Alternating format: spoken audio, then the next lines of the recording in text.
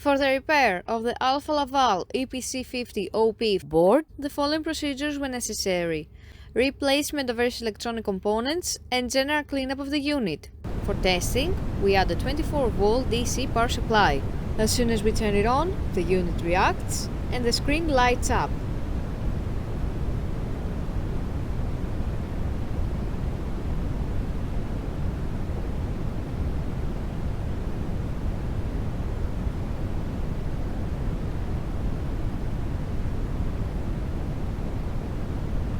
The error message is due to lack of additional units, so no further testing is possible.